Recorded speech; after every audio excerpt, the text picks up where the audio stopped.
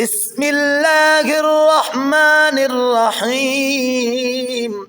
هل أتاك حديث الغاشية وجوه يومئذ خاشعة عاملة ناصبة تصلى نارا حامية تسقى من عين آنية ليس لهم طعام إلا من ضريع لا يسمن ولا يغني من جوع وجوه يومئذ ناعمة لسعيها راضية في جنة عالية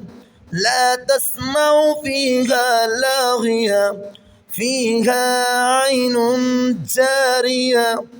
فيها سرر مرفوعة وأكواب موضوعة ونمارق مصفوفة وزرابي مبثوثة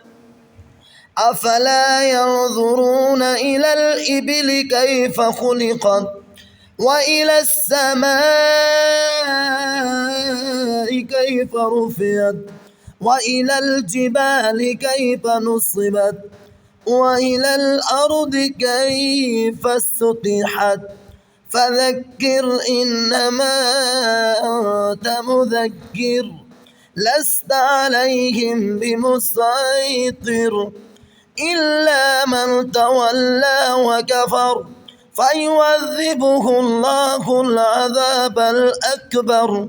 إن إلينا إيابهم ثم إن علينا حسابهم.